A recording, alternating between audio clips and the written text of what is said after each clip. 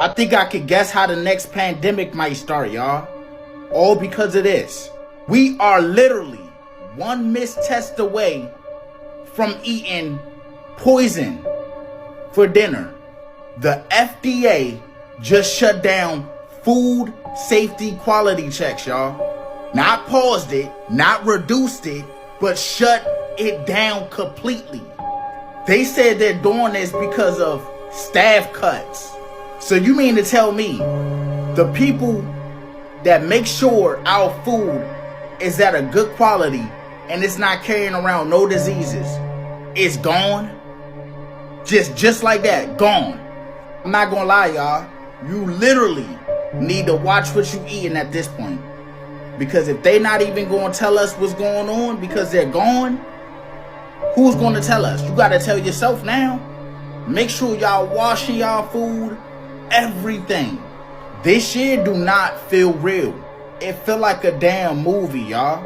Am I the only one feeling like that? Am I tripping? They will not tell you if the food is gonna be recalled or anything. So that means a lot of people might be taking trips to the ER.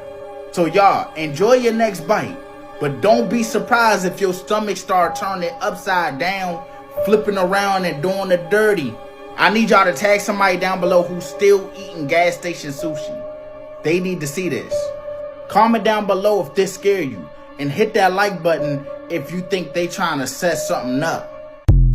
So with the FDA not being able to alert us of any of the products that come in the United States is contaminated or just not useful, I mean, we really couldn't trust the FDA anyway because they approved a lot of things that other countries have banned. So yeah, I mean, in a sense, I guess when there are a recall on things, they do kind of bring it to the light, but sometimes it's too late. And when they do report that there's a recall on certain products from different companies, it's like you kind of just have to really pray over your stuff, and you have to just get in position to grow your own food because honestly nothing here is safe at this point. Nothing. So the FDA not being able to alert us if there's anything wrong with certain products or brands, whatever it is, how do we know that we can trust them in the first place? I mean, it's crazy. If you get a call from random numbers that you don't know, do not answer and say, hello. Just answer and stay completely quiet until you hear somebody say something. I just made a video on this. AI is calling people to try to steal their voice. I'll give you an example. People are getting calls from their alleged family members crying, saying that they've been kidnapped and that they need to come to a certain location to pick them up. Now, some people believe it and they just go straight to this location. It doesn't turn out good for them. Some people are like, that doesn't sound right. And they call their family members and they're like, what are you talking about? I'm at Walmart. Some will call and say, oh my goodness, I'm being held ransom. I need X amount of dollars, like $10,000 or something, clearing out people's bank accounts. Never answer and say yes. Because once you've said yes, now they're going to call your banks and they're going to be able to answer yes to all these prompts. And I can't help but notice, after I started using ChatGPT, my phone's been ringing off the hook with all of these AI calls. Never got all these random calls until I started using ChatGPT. Just saying. AI is out of control. It's everywhere now. AI, everything. And I typically do not answer my phone when I get a phone call that I do not recognize. If the phone number is not already in my contacts, I am not answering the phone for no reason. Now, 2 months ago, I decided to try something. So I kept getting this call, but it was the same area code, but just different numbers. And the first 3 digits were the same, but the last 4 digits of the number was different, always different. So I picked up the phone. I didn't say anything. I just picked it up and I was very quiet just to see if anybody was going to say anything, and nobody said anything. I think I waited for a good minute or two to see if anybody was going to say anything. Nothing was said. Dead silence. And then eventually I just hung up the phone.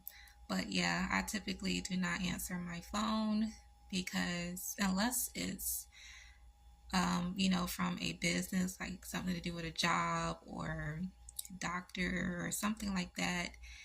Sometimes you kind of just have to answer at your own risk because, of course, you don't have that number, but you're expecting a call.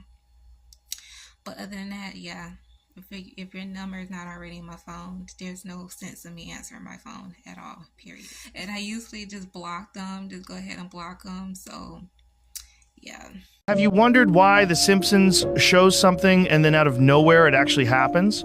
That's not some lucky guess. That's what they call predictive programming. See, movies, cartoons, shows, they don't just predict the future. They show it to you before it happens. Because they have to. That's part of the deal. It's not just entertainment, it's warning hidden in plain sight. There's this scene in Captain America, right? Times Square.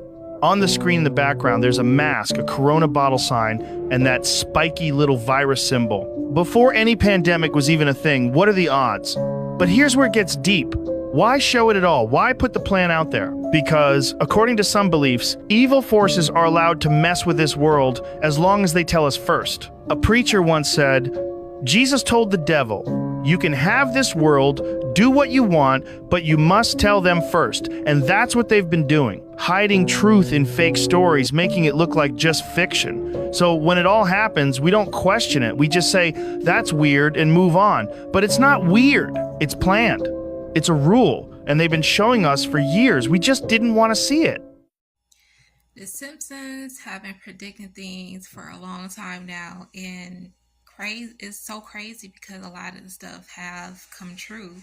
And there was this person, it was a guy, I think it was a guy who said this. It was a while back, so I can't remember.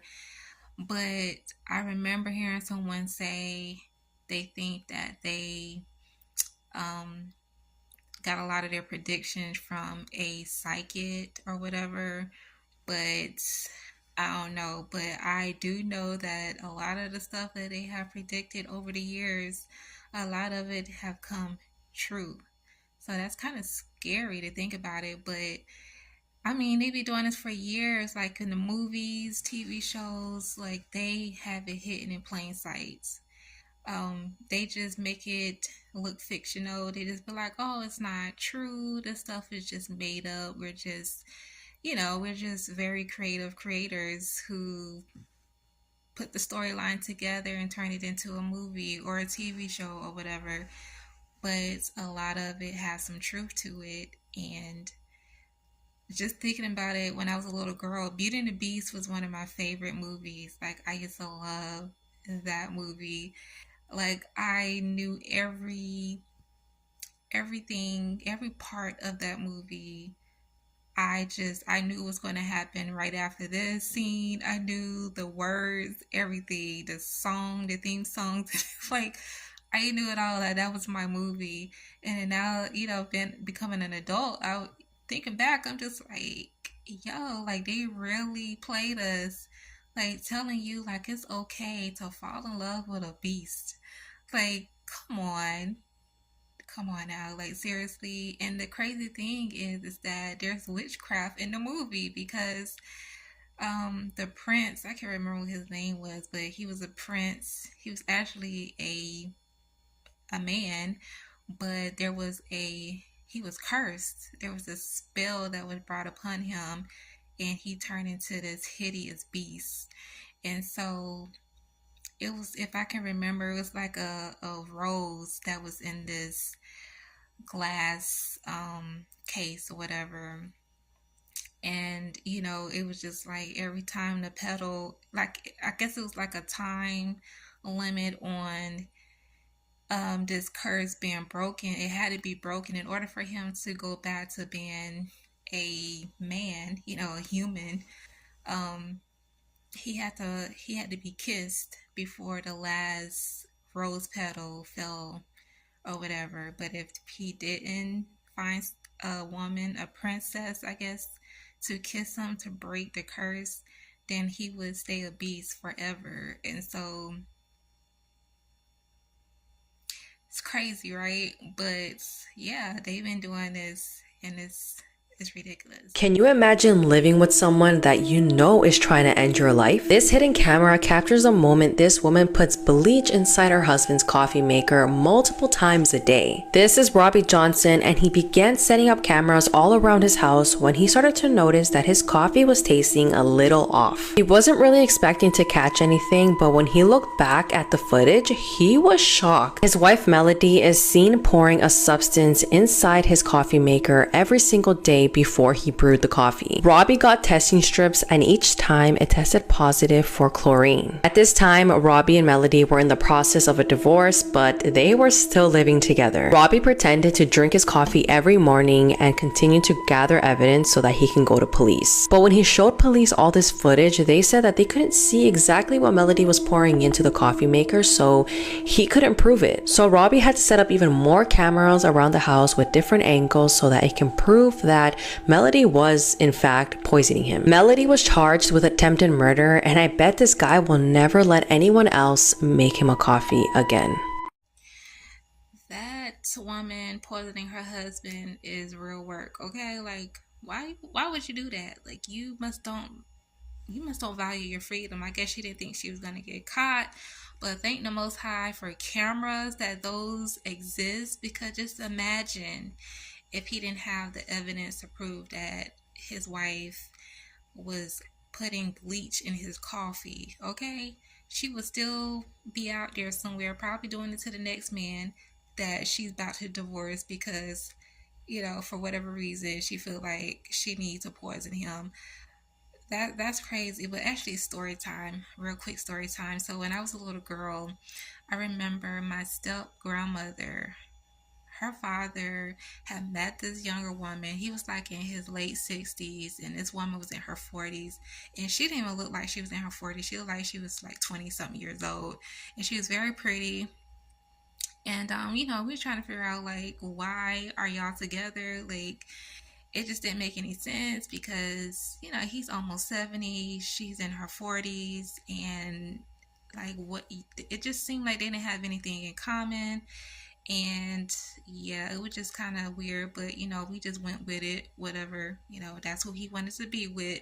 So he was staying in a small 2-bedroom house, and at the time my step grandmother, her baby sister, was living there with their father.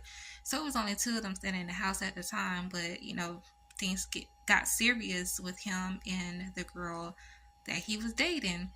So he moved her into the house, and I think eventually he proposed to her, and now she's a fiance. And I remember, like, my step aunt was saying that one morning she got up to fix him some breakfast because that was their regular routine. She would get up in the morning and fix him breakfast before he went to work, and then like pack him a lunch to take with him to work. That was the norm for her. So one morning she got up to fix him some breakfast, but the fiance is in the kitchen fixing him some breakfast. So she was just like, oh, okay, well, that's random. But, she was like, okay, well, I guess I can go back to bed now since she's in the kitchen fixing him some breakfast. But something just told her to just stand there a little bit longer. So she's watching her, and I think she had fixed him a bowl of oatmeal and poured him a glass of juice. But she noticed that the fiance had a box in her hand, but she was kind of like hiding it and was kind of looking around to make sure nobody was coming into the kitchen, nobody was watching her. And then it was like she was pouring something out of the box, but my step aunt couldn't see what she was doing. But whatever she was pouring in her hands, she put it in a bowl of oatmeal and she mixed it. And then she took a spoon and she mixed his juice as well. So it's like, okay, with the oatmeal, I can see because it's oatmeal. Of course, you mix the oatmeal, especially if you add milk and sugar and stuff like that to the oatmeal. but the juice, why are you mixing his juice? So the fiance, she done fixed up his stuff, and she took the little box and she put it under the kitchen sink, and she took his bowl of oatmeal and his glass of juice and set it on the table for him. So she goes out of the kitchen to go let him know that his breakfast is done. And my step aunt, she sneaks into the kitchen. She runs over there to the cabinet and she pulls the box out, and she noticed that it is rat poison. The fiance is putting rat poison in her father's oatmeal and juice, and she was very close to her father. She didn't play about her dad, okay? So she was not happy about that. But instead of confronting the fiance, when her dad came into the kitchen, she told him, do not eat the oatmeal, don't drink the juice, I'll fix you a whole new breakfast. So he's like, well, why would you do that? I have breakfast already fixed. And she's like, don't eat it because I saw so and so put this into your oatmeal and your juice. She's trying to poison you. And so, of course, he didn't believe her because that's his fiance. That's the love of his life. Why would she be trying to poison him? But she kept trying to tell him, like, no, I saw her. And she took the box and showed him the rat poison. She was like, she's putting this in your food, and that's probably why you've been feeling sick lately, because I think he had been complaining about stomach aches and headaches and not having an appetite. So he didn't believe her, but he wasn't going to argue with her, so he was just like, fine, whatever, fix me a whole new breakfast. And I don't think he really wanted the oatmeal anyway, because most people don't really care for oatmeal. But she was one of those aunts that she fried the bacon, she made the eggs, the grits, whatever. We live down south, so grits and stuff, that's the thing here. But anyway, so yeah, I don't think they ever really resolved the issue. I don't know if he ever confronted the fiance about it or not. But yeah, that's the story. Eventually, he ended up passing away, and rumors were going around that she had something to do with his passing because he just suddenly fell ill and he didn't feel good, and yeah, he ended up passing away. So yeah, that's the story. So yeah, don't accept food and drinks and anything from people, especially if y'all on bad terms or that person don't like you, or whatever the case is. Don't be just accepting anything from anybody, eating anybody's food, because you never know what people be trying to do to you. Trust me, I know, because I have been a victim to being poisoned a few times. So I'm not even going to get into that, but yeah, that's the story. For real, I seen a mermaid. Oh, I'm going to this store. We need to tell this story the other day. See, our music touch everybody. Listen, Mermaids, right? Listen, fish. I'm gonna tell you this story. Cause I'm from Haiti. Now, mind you, You know what you left Haiti when you were 7 years old, right? No, I didn't leave when I was Okay, 7. how old are you? I was 8. Okay, my bad. I'm sorry. 8. Okay, so when you're 8 years old, like, you remember things. Like, I remember my grandmother's house being 20 times bigger than it was. But go ahead, Yo, we was in the backyard, and then where we lived, they had the beach. You know what I'm saying? In the back. And then I was just sitting, because I was always a kid that was just weird, So I was just to myself in the back, just kicking up. And then I seen this lady, and then I just seen the face. So I thought it was somebody like in the water, like, like swimming. Yeah. And she was like, hey, little boy. No, hey, little fella.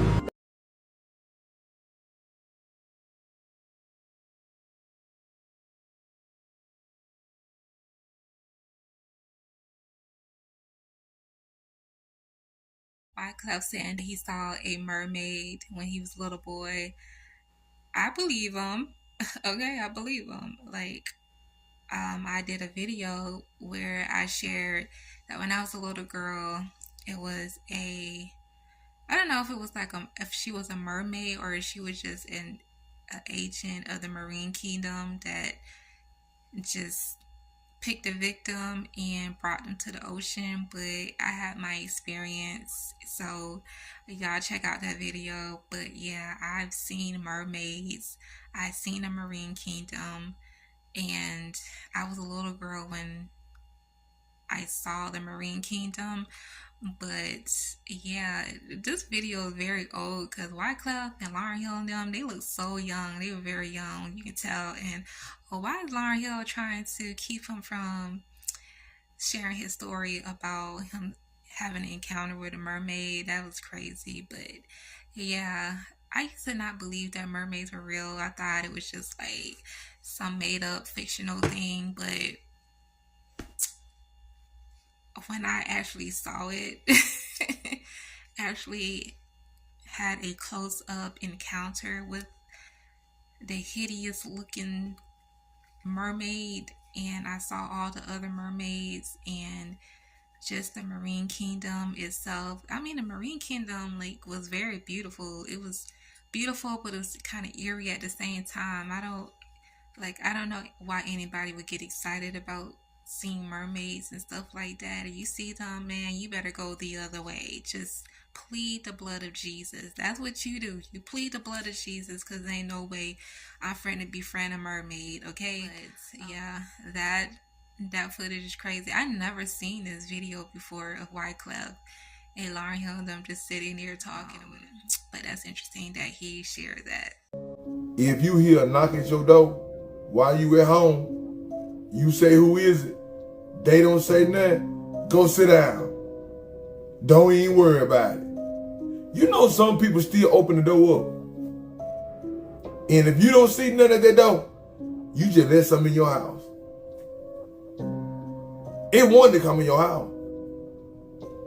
If things start to change in your house, you know, the vibe, the energy start changing, you know, a lot of problems, arguments, there's a spirit in your house.